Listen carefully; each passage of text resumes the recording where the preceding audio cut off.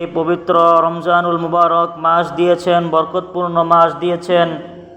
এই মাসটা যেরকমভাবে আল্লাহ পাক রব্বুল আলামিনের কাছে বরকতপূর্ণ, মানব জাতির জন্য যেরকম কল্যাণকর, ঠিক তদ্রূপভাবে এই কল্যাণটাকে মানুষ নিজেরাই নষ্ট করে ফেলে নিজেদের কিছু কৃতকর্মের কারণে।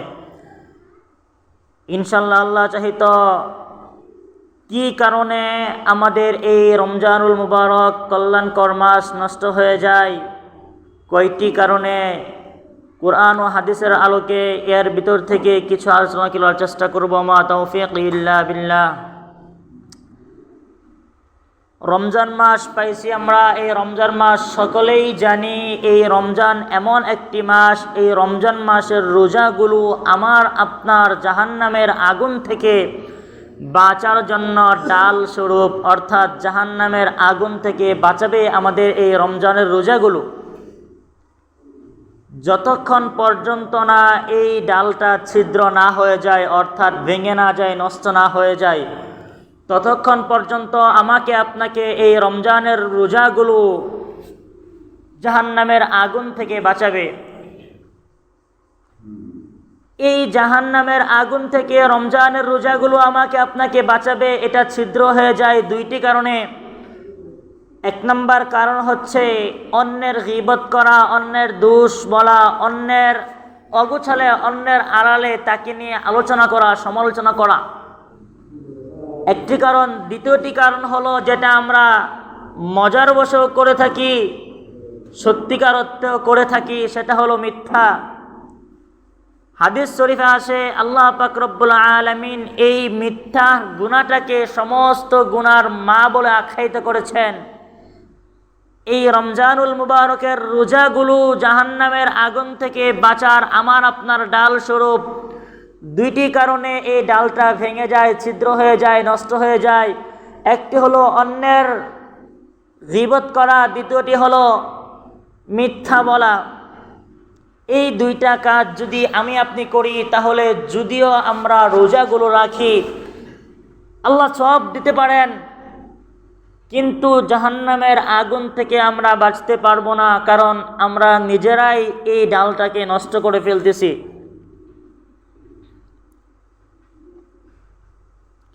এই জন্য দুইটা কাজে কিন্তু আমাদের একটি জিনিসের দ্বারাই হয়। আমাদের জিহ্বা দ্বারায় অন্যের গীবত করা হয়, আমাদের জিহ্বা দ্বারায় অন্যের সমালোচনা করা হয়, আমাদের জিহ্বা দ্বারায় আমরা মিথ্যা বলে থাকি। এই জন্য আমরা যদি আমাদের জিহ্বাটাকে আমরা নিয়ন্ত্রণে রাখতে পারি, তাহলে আমরা দুইটা ফাহেশা কাজ থেকে বাঁচতে পারি। আল্লাহ পাক রব্বুল আলামিনের হাবিব রাসূল আকরাম সাল্লাল্লাহু আলাইহি ওয়াসাল্লাম হাদিস শরীফে বলেন, 1636 নম্বর হাদিস, মান কানা ইউমিনু বিল্লাহি ওয়াল ইয়াউমিল আখির, কোন মুমিন বান্দা যখন কোনো কিছু বলবে, আল্লাহকে বিশ্বাস করে কোনো কিছু বলবে, ফালইয়াকুল খায়রান, সে অবশ্যই ভালো কথা বলবে, আও লিয়াসকুত, অন্যথায় যদি সে ভালো কথা না বলতে পারে তাহলে সে চুপ থাকবে।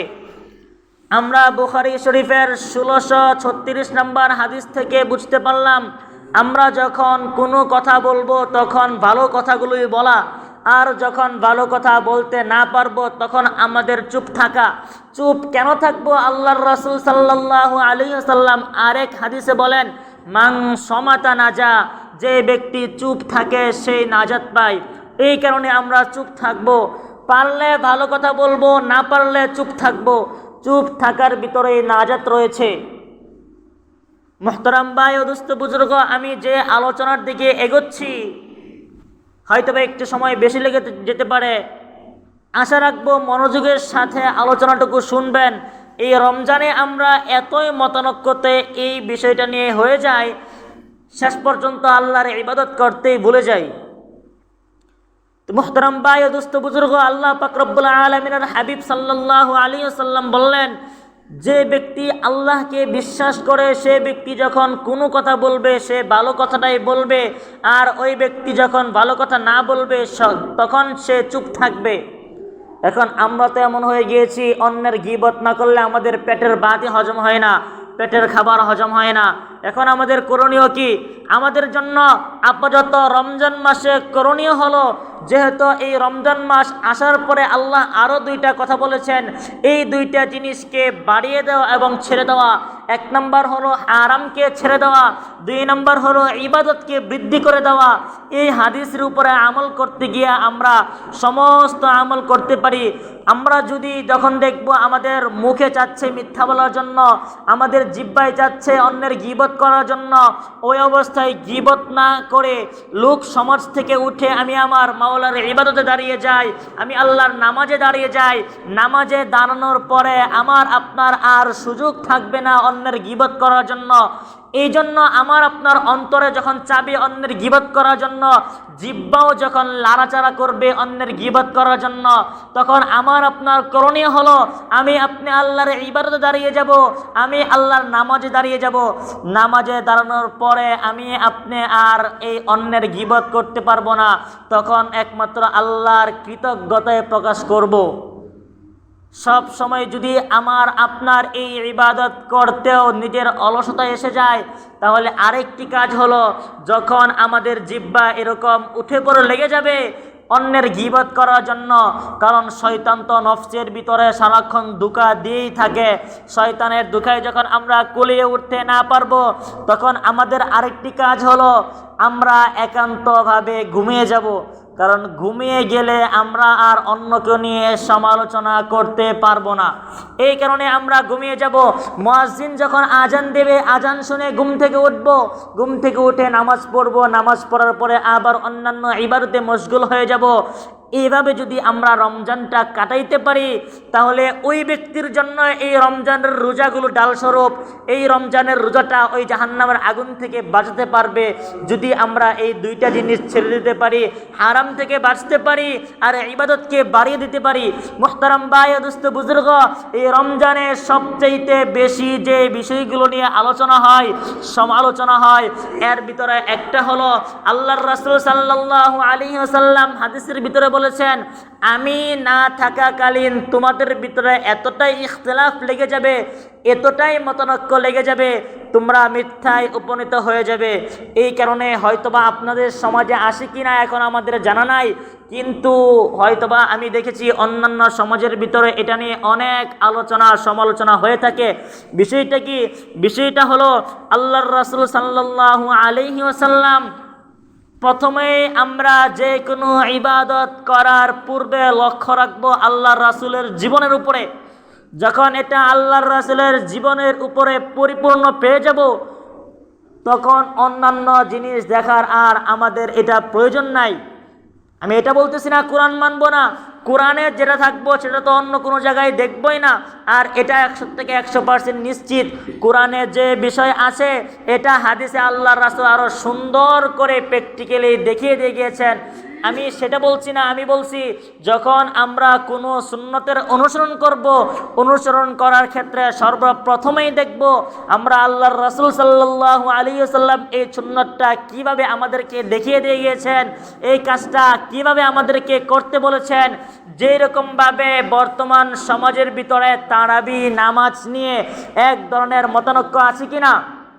মুহতারাম ভাই দোস্ত বুজুর্গ, অন্যদিকে খেয়াল না দিয়ে একটু মনোযোগের সহিত আলোচনাটা শোনার চেষ্টা করি। আমার জীবনেও ফায়দা আসবে, আপনার জীবনেও ফায়দা আসবে। আমি আপনি যে অন্যের সাথে ঝগড়ায় লিপ্ত হয়ে যায়, অন্যের সাথে এক ধরনের আলোচনা সমালোচনা লিপ্ত হয়ে যায়, যদি আলোচনাটা সুন্দরভাবে মনোযোগ সহকারে শুনি, আশা রাখছি ইনশাআল্লাহ আমাদের আর এরকম আলোচনা সমালোচনা লেগে যাবে না। এই জন্য মুহতারাম ভাই দোস্ত বুজুর্গ, যে কথা বলতেছিলাম, আমরা এই যে কোনো কাজ করার শুরুতে, সুন্নত মোতাবেক করার শুরুতে আমরা প্রথমে লক্ষ্য রাখবো আল্লাহর রাসূল সাল্লাল্লাহু আলাইহি ওয়াসাল্লাম কাজটা কিভাবে করেছেন। এই রমজান মাসে আমরা তারাবি পড়ে থাকি, এই তারাবি নামাজটা আল্লাহর রাসূল পড়েছে কিনা? অবশ্যই আল্লাহর রাসূল পড়েছে। প্রমাণ কি? প্রমাণ হলো বুখারী শরীফের 1129 নম্বর হাদিস। এই হাদিসের ভিতরে হাদিসটা আয়েশা রাদিয়াল্লাহু তাআলা আনহা থেকে বর্ণিত। তিনি বলেন, আন আয়েশা রাদিয়াল্লাহু তাআলা আনহু রাসূলুল্লাহ সাল্লাল্লাহু আলাইহি ওয়াসাল্লাম সাল্লা রাসূলুল্লাহ আলাইহি ওয়াসাল্লাম ফিল মসজিদ, রাসূল সাল্লাল্লাহু আলাইহি ওয়াসাল্লাম সাহাবায়ে কেরামদেরকে জামাতের সাথে নিয়ে তারাবি নামাজ আদায় করেছেন। বিষয়গুলো খেয়াল রাখবেন। তারাবি নামাজ আদায় করেছেন যাতা লাইলাতান ফাসাল্লা বিসাল্লাতিহি নাস, মানুষদেরকে একত্র করে। অর্থাৎ আমরা যেভাবে তারাবি নামাজ পড়ি এভাবে আল্লাহর রাসূল সাহাবায়ে কেরামকে একসাথে করে জামাতে নামাজ আদায় করেছেন। নামাজ আদায় করার পরে সুম্মা সাল্লা মিনাল কাইল, দ্বিতীয় দিন আল্লাহর রাসূল হয়তোবা নামাজ আদায় করেছেন নয়তোবা করেন নাই। প্রথম দিন আল্লাহর রাসূল সাহাবায়ে কেরামকে নিয়ে একসাথে তারাবি নামাজ জামাতে পড়েছেন। দ্বিতীয় দিন কি আল্লাহর রাসূল সাহাবায়ে কেরামদেরকে নিয়ে পড়েছেন কিংবা পড়েন নাই, এটা নিয়ে মতনৈক্য। খেয়াল রাখবেন, দ্বিতীয় দিন আল্লাহর রাসূল জামাতের সাথে নামাজ আদায় করেছেন কি করেন নাই। ফাকাতুরাত নাস, লোক সমাজ অর্থাৎ সাহাবায়ে কেরাম অনেক বেশি হয়ে গিয়েছে। প্রথম দিন যখন শুনেছে আল্লাহর রাসূল জামাতের সাথে তারাবির নামাজ আদায় করেছে, দ্বিতীয় দিন সাহাবারা আরও বেশি হয়ে গিয়েছে, আরও অনেকে একত্রিত হয়েছে। আল্লাহর রাসূল আসবেন, আমাদেরকে জামাতের সাথে নামাজ পড়াবেন। আল্লাহর রাসূল সাল্লাল্লাহু আলাইহি ওয়াসাল্লাম ফালাম ইয়াখরুজ রাসূলুল্লাহ সাল্লাল্লাহু আলাইহি ওয়াসাল্লাম, রাসূল সাল্লাল্লাহু আলাইহি ওয়াসাল্লাম ওই দিন আর ঘর থেকে বের হলেন না। ফালাম্মা আসবাহা, সকাল হয়ে গেলেন তখন পর্যন্ত আল্লাহর রাসূল ঘর থেকে বের হলেন না। সাহাবায়ে কেরাম এভাবে বসেই আছেন, আল্লাহর রাসূল আসবেন এই অপেক্ষাতে, আমাদেরকে নিয়ে জামাতের সাথে তারাবি নামাজ পড়বেন। আল্লাহর রাসূল সাল্লাল্লাহু আলাইহি ওয়াসাল্লাম সকাল হওয়ার পরে ফজরের নামাজ পড়াইতে আসলেন আর বললেন, ক্বালা ক্বাদ রাআইতুল্লাযী, আমি তোমাদেরকে দেখেছি, তোমরা একত্রিত হয়েছ, তোমরা মসজিদে এসেছ, আমি তোমাদেরকে তারাবি নামাজ জামাতে পড়াবো, তোমরা আমার পিছনে তারাবি নামাজ জামাতে পড়বা। কিন্তু ফালাম ইয়ানিনি মিনাল খুরুজি ইল্লা আন্না খাশিতু আন তাখরুজা আলাইকুম, আমি আশঙ্কা রাখি আমি যদি তোমাদেরকে এভাবে জামাতের সাথে তারাবি নামাজগুলো পড়াতে থাকি তাহলে এই নামাজটা তোমাদের উপরে ফরজ হয়ে যাবে, এই কারণে আমি আর এই নামাজ জামাতের সাথে পড়াবো না। মোহতারাম ভাই, দোস্ত বুজুর্গ, হাদিসে আমরা কি পেলাম? আল্লাহর রাসূল প্রথম দিন জামাতের সাথে নামাজ পড়িয়েছেন, 2 দিন অথবা 3 দিন পড়িয়েছেন কিনা সন্দেহ রয়েছে। রাবি এখানে আশঙ্কাজনক কথা বলেছেন। 3 দিনের মাথায় আল্লাহর রাসূল ঘর থেকে আর বাহির হন নাই যতক্ষণ পর্যন্ত না সকাল হয়েছে। সকালবেলা আল্লাহর রাসূল সাহাবায়ে কেরামের মাঝে এসেছেন। ফজরের নামাজ পড়ার পরে আল্লাহর রাসূল বলছেন, আমি যদি এভাবে তোমাদের সামনে ফজরের তারাবি নামাজ জামাতের সাথে পড়াইতে থাকি তাহলে আমি আশঙ্কা রাখি তোমাদের এই নামাজটা তোমাদের উপরে ফরজ হয়ে যাবে। এই জন্য আল্লাহর রাসূল 2-3 দিনের উপরে আর এই তারাবি নামাজ জামাতে পড়ান নাই।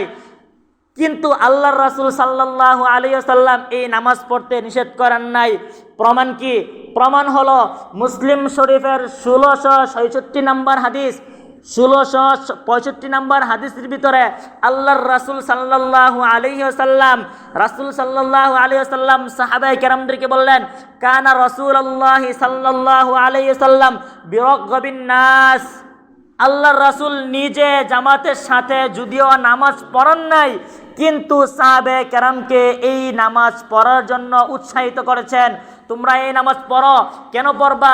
এই নামাজ যদি তোমরা একমাত্র ফালাম ইয়ানিনি, তোমরা যদি এই নামাজটা একমাত্র মা কামা রমাদানা ঈমানাও ওয়া ইহতিসাবান, ঈমানের সাথে যদি কোনো মুমিন বান্দা একমাত্র ইখলাসের সাথে সওয়াবের নিয়তে এই নামাজ পড়ো তাহলে গুফিরা লাহু মা তাকদ্দামা মিন যামবি, তোমাদের সামনের সমস্ত গুনাহগুলো মাফ করে দেওয়া হবে। এটা বলে আল্লাহর রাসূল সাহাবায়ে কেরামকে উৎসাহ দিতেন তারাবি নামাজ পড়া পর্যন্ত, কিন্তু আল্লাহর রাসূল জামাতে নামাজ পড়াইতেন না। এতটুকু আলোচনা যদি বুঝে থাকেন তাহলে বলবেন আল্লাহর রাসূল সাহাবায়ে কেরামকে নিয়ে, মুহতারাম ভাই দোস্ত বুজুর্গ, কথা বলবেন না, আলোচনা মনোযোগ সহকারে শুনেন। মসজিদ দুনিয়াবি কথা বলার জায়গা নয়, অনুরোধ থাকবে কেউ কথা বলবো না। যে আলোচনা করতেছিলাম আমরা যদি আলোচনাটুকু বুঝে থাকি তাহলে বলি তো আল্লাহর রাসূল সাহাবায়ে কেরামকে নিয়ে জামাতের সাথে তারাবি নামাজ পড়েছেন কতদিন? একদিন জামাতে পড়েছেন, 2 কিংবা 3 দিন পড়েছে কি পড়ে নাই এটা রাবি আশঙ্কা করেছেন, অর্থাৎ যদি পড়েও থাকে 2 থেকে 3 দিন পড়েছেন, বাকি দিন পড়েন নাই। আর আমরা কতদিন পড়ি জামাতে? এই তারাবি নামাজ পড়ি কতদিন? 30 দিন। আল্লাহ রাসূল পড়ছে কতদিন? একদিন, 2 দিন কিংবা 3 দিন পড়েছেন কিনা জানা নাই, তারাবি নামাজ পড়েছে। আর এই 2-3 দিন পরে পুরা রমজান উম্মতদেরকে পড়ার জন্য উৎসাহ দিয়েছেন কিনা? উৎসাহ দিয়েছেন। কেন দিয়েছেন? আমরা যদি এই ইবাদতটা করি তাহলে আমাদের সামনের সমস্ত গুনাহগুলো মাফ করে দেওয়া হবে। ঠিক তদ্রুপভাবে আল্লাহর রাসূল সাল্লাল্লাহু আলাইহি ওয়াসাল্লাম একদিন ওফাত হয়ে যায়, অর্থাৎ আল্লাহর রাসূল দুনিয়া থেকে মৃত্যুবরণ করেন। দুনিয়া থেকে বিদায় হওয়ার পরে আমাদের সকলেরই জানা এই মুসলিম সমাজের উম্মতের খলিফা নিযুক্ত হন কে? আবু বকর সিদ্দিক রাদিয়াল্লাহু তাআলা আনহু।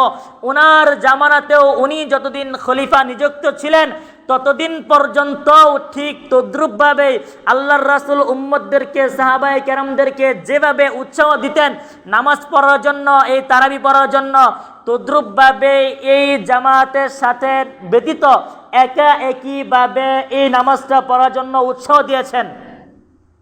আল্লাহর রাসূল যতদিন ছিলেন উৎসাহ দিয়ে গেছেন নামাজটা পড়ার জন্য, একইভাবে একই নিয়মে একই পন্থাতে এই নামাজটা পড়ার জন্য আবু বকর ও সাহাবায়ে কেরামদেরকে উৎসাহ দিয়েছেন। এখন পর্যন্ত কিন্তু আমরা পাই নাই কতদিন পর্যন্ত এই নামাজ পড়েছেন, আবার এই নামাজটা কত রাকাত পড়েছেন এটাও কিন্তু পাই নাই। কিন্তু নামাজ পড়েছেন, আল্লাহর রাসূল উৎসাহ দিয়েছে, আবু বকর উৎসাহ দিয়েছে। ওমর রাদিয়াল্লাহু তাআলা আনহু, অর্থাৎ আবু বকর রাদিয়াল্লাহু তাআলা আনহু এর ওফাতের পরে ওমর রাদিয়াল্লাহু তাআলা আনহুর খেলাফতকালে প্রথম যুগেও এরকমই ছিলেন। প্রথম যুগেও ওমর রাদিয়াল্লাহু তাআলা আনহু এর জামানায় উম্মত সাহাবায়ে কেরাম এভাবে নামাজগুলো আদায় করতেন। এভাবে নামাজ আদায় করার পরে একদিন রাসূল সাল্লাল্লাহু আলাইহি ওয়াসাল্লামের খলিফা, দ্বিতীয় খলিফা ওমর রাদিয়াল্লাহু তাআলা আনহু মসজিদের ভিতরে ঢুকলেন। এই হাদিসটি বুখারী শরীফেও আছে, কিন্তু সবচাইতে গ্রহণযোগ্য মত নিয়ে মুয়াত্তা ইমাম মালিকের একটা কিতাব রয়েছে, মুয়াত্তা ইমাম মালিক কিতাবের নাম। ওই কিতাবের বাবু মা জা ফি কিয়ামি রমাদান, এই শিরোনামের ভিতরে 1 নম্বর রিওয়ায়াতের ভিতরে আব্দুর রহমান আল কারি বর্ণনা করেন, খরজতু মা উমর ইবনে খাত্তাব রাদিয়াল্লাহু তাআলা আনহু, আমি ওমর রাদিয়াল্লাহু তাআলা আনহুর সাথে বের হয়ে ইলাল মসজিদে গেলাম। মসজিদে যাওয়ার পরে আমি দেখতে পেলাম কেউ কেউ একা একই নামাজ আদায় করছে, আবার কেউ কেউ একই মসজিদের ভিতরে 2-3 জন মিলে জামাতে আদায় করছে। এটা দেখার পরে ওমর রাদিয়াল্লাহু তাআলা আনহু আফসোস করলেন, আফসোস করে বললেন, হায় আফসোস, আল্লাহ ইন্নী লা উরানি, আল্লাহর কসম আমি যদি এটা পারতাম যে সকল উম্মতদেরকে, সকল মুসল্লিদেরকে এক কাতারে জামাতবদ্ধ করে একই জামাতের ভিতরে নামাজটা আদায় করাতে, তাহলে কতই না সুন্দর হতো। এই কথা বলার পরে উবাই ইবনে কাবকে ইমাম বানিয়ে ওনার পিছনে যত মুসল্লি ছিলেন সকল মুসল্লিকে একত্রে দাঁড় করিয়ে দিলেন। আর তখন থেকেই শুরু হলো 1500 বছর পূর্বে থেকে আজ পর্যন্ত আমাদের এই পুরা রমজান মাস জামায়াতের সাথে তারাবি নামাজ আদায় করা। বুঝে থাকলে বলবেন, এই নামাজটা যে আমরা 30 দিন পড়ি জামাতের সাথে, এটা পেলাম কোথায় এসে পেলাম? ওমর রাদিয়াল্লাহু তাআলা আনহু এর মধ্যযুগে, শুরুর যুগেও ছিল কি একা একইভাবে নামাজ আদায় করতেন, সকলকে উৎসাহ দিতেন। আল্লাহর রাসূল থেকে পেয়েছি, আল্লাহ রাসূল পড়েছেন একদিন জামাতের সাথে, দ্বিতীয় দিন তৃতীয় দিন পড়েছে কিনা সন্দেহ আছে। ওমর রাদিয়াল্লাহু তাআলা আনহু এর শুরু জামানায় একই রকম ছিল, আবু বকর রাদিয়াল্লাহু তাআলা আনহু এর জামানায় একই রকম ছিল, কিন্তু ওমর রাদিয়াল্লাহু তাআলা আনহু এর মধ্যযুগে এসে আমরা এই নামাজটাকে উবাই ইবনে কাবের পিছনে সমস্ত উম্মত মুসলমান একই কাতারে সারিবদ্ধ হয়ে জামাতে পড়লাম। কতদিন পর্যন্ত পড়লাম? ঠিক তদ্রুপভাবেই এর পরের রিওয়ায়াতে, অর্থাৎ মুয়াত্তা ইমাম মালিক কিতাবের বাবু মা জা ফি কিয়ামি রমাদান এর দ্বিতীয় বর্ণনাতে সাইম ইবনে ইয়াজিদ রাদিয়াল্লাহু তাআলা আনহু এর হাদিস সহিহ বর্ণনায় এসেছেন। ওই বর্ণনাতে এসেছে যে আমরা 30 দিন পর্যন্ত অর্থাৎ রমজানের 30টা রোজায় 30টা তারাবি জামায়াতের সাথে পড়েছি। শুধু তাই নয়, আমরা এই 30 দিন যে পড়েছি, 30 দিন জামাতের সাথে পড়েছি 23 রাকাত। কয় রাকাত পড়েছে? 23 রাকাত। এই হাদিসটা কোথায় পেলাম? ওমর রাদিয়াল্লাহু তাআলা আনহু এর মধ্যযুগে এসে। হাদিসটা আল্লাহ রাসূল বর্ণনা করেন নাই। হাদিসটা পাইছি কোথায়? ওমর রাদিয়াল্লাহু তাআলা আনহু এর মধ্যযুগে এসে। আবু বকরের জামানায় গেছেও এই হাদিস পাই নাই, আল্লাহর রাসূলের জামানাতেও এই হাদিস পাই নাই। শুধু পাইছি আল্লাহর রাসূল তারাবি নামাজটা পড়েছেন। কত রাকাত পড়েছেন, কতদিন পর্যন্ত পড়েছেন কিছু জানি না। কোথায় গিয়ে পাইছি? আবু বকর জামানায় পাই নাই, ওমরের জামানায় মধ্যযুগে এসে পাইছি। আল্লাহর রাসূলের এই দ্বিতীয় খলিফা তিনি এই নামাজটা পড়েছেন, জামাতের সাথে পড়িয়েছেন ইমামের পিছনে 30 দিন। পড়েছে কত রাকাত? 23 রাকাত। 23 রাকাত কেমনে? 20 রাকাত হলো তারাবি নামাজ আর 3 রাকাত হলো ভিতরের নামাজ। বর্তমান আমরা যে নামাজগুলো আদায় করি, তারাবির নামাজটা পড়ি, আমরা কত রাকাত পড়ি? 20 রাকাত আর 3 রাকাত ভিতরের নামাজ। যদি আলোচনাগুলো বুঝে থাকি তাহলে আমাদের মাঝে আর ফিতনা থাকবে না, ইখতিলাফ থাকবে না। আমরা যে কেউ কেউ বলে থাকি 8 রাকাত তারাবি নামাজ আর 3 রাকাত হলো ভিতরের নামাজ। আল্লাহর রাসূল কিয়ামুল লাইল 11 রাকাত নামাজ পড়েছেন। হ্যাঁ, 11 রাকাত নামাজ পড়েছেন। কিভাবে পড়েছেন সামনের জুমলায় আলোচনা হবে ইনশাআল্লাহ।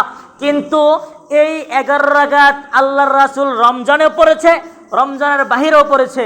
কিন্তু তারাবি নামাজ কি আমরা রমজানের বাহিরেও পড়ি? পড়ি না। ইশারার নামাজ কি শুধু রমজানেই পড়ি, রমজানের বাহিরেও পড়ি? অন্য সুন্নত নামাজগুলি ঠিক অন্যান্য 11 মাসে যেমনি পড়ি, রমজানে একইভাবে পড়ি।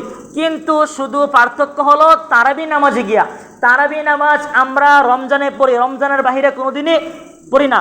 কিন্তু আল্লাহর রাসূল 11 রাকাত কিয়ামুল লাইল পড়েছেন কখন? রমজানে এবং রমজানের বাহিরে।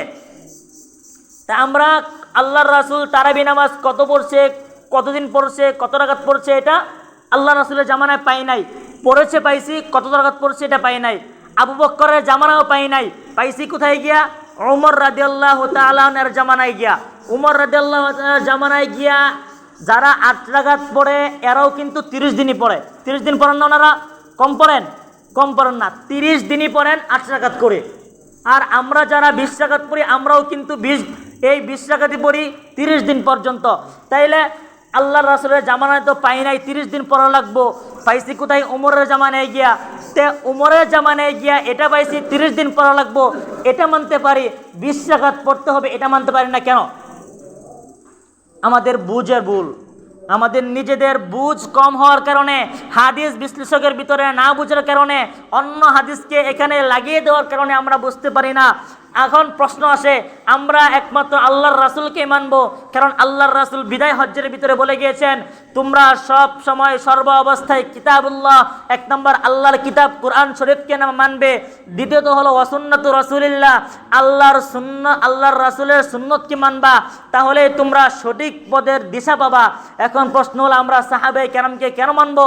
মানার কারণ হলো আল্লাহর রাসূল সাল্লাল্লাহু আলাইহি ওয়াসাল্লাম বলে গিয়েছেন সুন্নাতুল্লাহ ওয়া সুন্নাতুল খুলাফায়ে রাশিদিন আল মাহদিয়িন, তোমরা আমার সুন্নতকে আঁকড়ে ধরো, আমার খুলাফায়ে রাশিদিন যারা আছে হেদায়েত প্রাপ্ত খুলাফায়ে রাশিদিন তাদেরকে আঁকড়ে ধরো, তাহলে তোমরা পথভ্রষ্ট হবে না।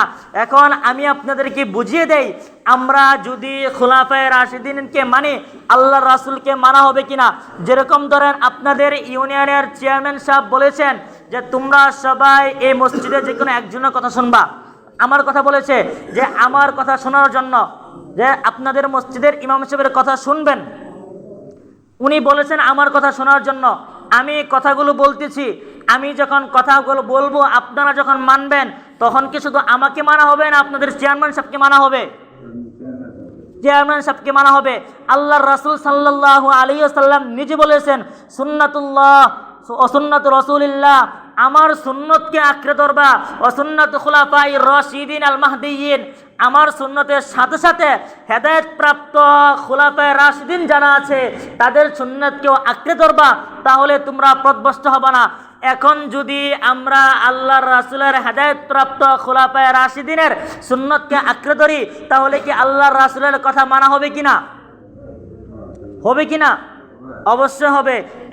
ঠিক এই কারণেই আল্লাহর রাসূলের জামানায় আমরা পাই নাই তারাবি কয় রাকাত পড়ব, কতদিন পর্যন্ত পড়ব, জামাতে 30 দিন পড়ব না 2 দিন পড়ব, এটা পাই নাই। যদি আমরা আল্লাহর রাসূলের একমাত্র হাদিস মানতে যাই, অন্য সব বাদ দেই, তাহলে আমাদের তারাবি নামাজ জামাতে পড়তে হবে 2 থেকে 3 দিন। কিন্তু কতদিন পড়ছে আর জানা নাই, পুরা রমজান পড়ছেন কিনা এটাও জানা নাই। আমরা তো বাড়তি পড়তেছি, এটা কি আল্লাহ রাসূলকে অমান্য করা হলো?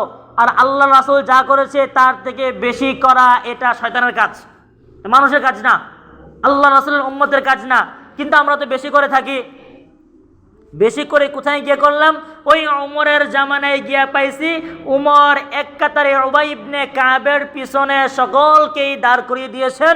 উনি পুরা রমজান মাসে 30 দিন পর্যন্ত জামাতের সাথে তারাবির নামাজ পড়িয়েছে। এই কারণে আমরা জামাতের সাথে তারাবির নামাজ পড়ি। ঠিক তদ্রূপভাবে যদি এটা মানতে পারি, তাহলে এর পরবর্তী হাদিসে যেটা আসছে সেটা কেন মানব না? পরবর্তীতে হাদিসেই তো আসছে যে উমর রাদিয়াল্লাহু তাআলা আনহু উবাই ইবনে কাবের পিছনে সমস্ত সাহাবায়ে কেরাম একত্রে 20 রাকাত তারাবি পড়েছে, সাথে 3 রাকাত বিতর পড়েছে। এবার আসা যাক, এই ইখতিলাফ যে লেগে যাবে এটা আল্লাহর রাসূল নিজে বলে গিয়েছেন, আমি না থাকাকালীন তোমাদের মাঝে অনেক ইখতিলাফ হয়ে যাবে, অনেক মতভেদ রয়ে যাবে। এটা যেমন আল্লাহর রাসূল বলে গিয়েছেন, এই মতভেদ থেকে নিরসন হওয়া এটাও আল্লাহর রাসূল সাল্লাল্লাহু আলাইহি ওয়াসাল্লাম বলেছেন। শুধু নিরসন হওয়া এটাই বলেন নাই, নিরসন থেকে কিভাবে হব, কোন উপায়ে হব, এটাও আল্লাহর রাসূল বলে দিয়েছেন। একই হাদিস বিভিন্ন কিতাবের কয়েক জায়গায় আছে। আবু দাউদ শরীফে আছে, নাসাই শরীফে আছে, ইবনে মাজাহ শরীফে আছে। সময় কম থাকার কারণে ইবারত পড়তেছি না। এই একই হাদিস বিভিন্ন জায়গায় আছে। এই হাদিসকে এনে আল্লাহর রাসূল আমাকে আপনাকে অর্থাৎ উম্মতদেরকে বুঝিয়ে দিয়েছেন, তোমরা যদি এই উপায়গুলো এই পন্থাগুলো অবলম্বন করো, তাহলে আমি আল্লাহর রাসূলকে মানা যে কথা, ওই আল্লাহকে মানা একই কথা, আর ওই খুলাফায়ে রাশিদিনকে মানা যে কথা, আমি আল্লাহর রাসূলকে মানা একই কথা। কথা লম্বা করব না, উদাহরণ না টেনে সরাসরি ডাইরেক্ট বলে দিচ্ছি। আগে যে উদাহরণটা দিলাম, সুন্নাত রাসূলুল্লাহ, আল্লাহর রাসূলের সুন্নতকে মানা, ও সুন্নাতুল্লাহ খুলাফায়ে রাশিদিন আল মাহদিয়িন, আল্লাহর রাসূলের হেদায়েত প্রাপ্ত খলিফা যারা আছে তাদেরকে মানা। ঠিক একই কথা এই আবু দাউদ, নাসাই, ইবনে মাজাহ 3টা কিতাব আরো বিভিন্ন কিতাবের ভিতরে উল্লেখ করে বলে দিয়েছেন। এবার গেল সাহাবায়ে কেরামের কথা। এখন মুস্তাহিদ যারা রয়েছেন, যারা হাদিস বিশ্লেষক করেন, এদের ভিতরে একজন ব্যক্তি ছিল ইমাম তাইমিয়া। ইমাম তাইমিয়া এমন ব্যক্তি ছিলেন, যারা মাযহাব মানে তারাও ওনাকে মানে, যারা মাযহাব মানে না তারাও ওনাকে মানে। অর্থাৎ যারা বলে 20 রাকাত তারাবি, তারাও ইমাম তাইমিয়াকে শ্রদ্ধা করে সম্মান করে। আর যারা বলে যে না 20 রাকাত তারাবি নয়, তারাবি 8 রাকাত, তারাও ইমাম তাইমিয়াকে স্মরণ করে, শ্রদ্ধা করে। উনি এরকম একজন যুগের মুজতাহিদ, যুগের বড় শ্রেষ্ঠ মাথার তাজ আলেম ছিলেন। ওই ব্যক্তি উমর রাদিয়াল্লাহু তাআলা আনহু এই হাদিস নিয়ে আসে, অর্থাৎ আব্দুর রহমান আল কারি, আব্দুর রহমান আল কারি রাদিয়াল্লাহু তাআলা আনহু এর হাদিস নিয়ে এসে ব্যাখ্যা করে বলেন, উমর রাদিয়াল্লাহু তাআলা আনহু উবাই ইবনে কাবকে ইমাম বানিয়ে ওনার পিছনে সকল সাহাবাদেরকে নিয়ে 20 রাকাত তারাবি পড়েছেন। এটা সহিহ, এটা সহিহ, এটা সহিহ, এটা কোনো জয়ীফ নয়, দুর্বল নয়, হাসানা নয়, ডাইরেক্টলি সহিহ।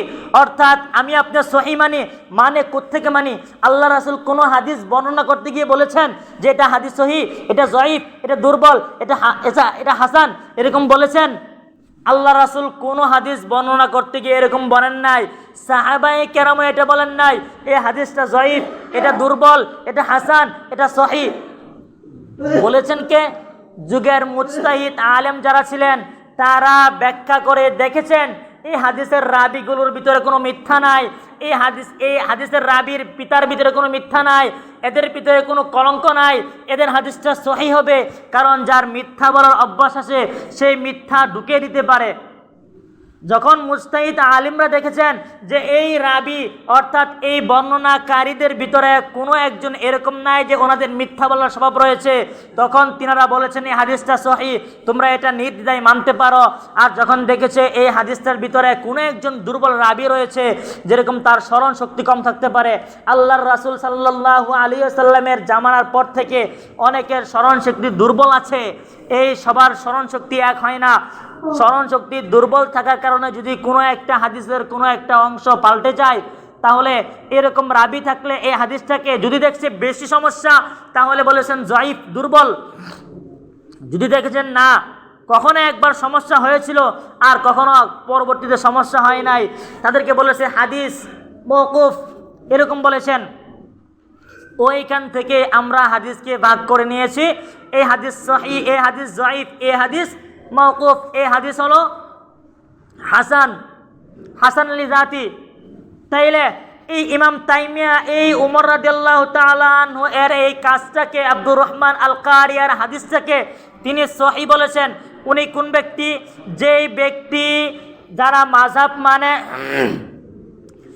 মাযহাব মানে ওনাদেরও মাথার তাজ, আর যারা মাযহাব মানে না ওনাদেরও মাথার তাজ হল ইমাম তাইমিয়া। উনি এই ফতোয়াটা দিয়েছেন ওনার আল ফাতওয়া আল মিসরিন 1 নম্বর খণ্ডের 152 নম্বর পৃষ্ঠায় স্পষ্ট ওনার এই ফতোয়া দেওয়া আছে। যদি কারো সন্দেহ লেগে থাকে, পিডিএফ আছে ফোনে, এখন তো ফোনের জগৎ, ফোনে দেখতে পারেন, হয়তোবা ফোনে এই পৃষ্ঠার 1-2টা পৃষ্ঠা এদিক সেদিক হয়ে যাবে। আর যদি এতই সমস্যা হয়, লাইব্রেরির অভাব নাই, লাইব্রেরিতে গিয়া আল ফতওয়া আল মিসরিন, ইমাম তাইমিয়ার কিতাব আল ফতওয়া আল মিসরিন কিতাবের 1 নম্বর খণ্ড 152 নম্বর পৃষ্ঠায় স্পষ্ট এই হাদিসের ব্যাখ্যা তিনি করেছেন।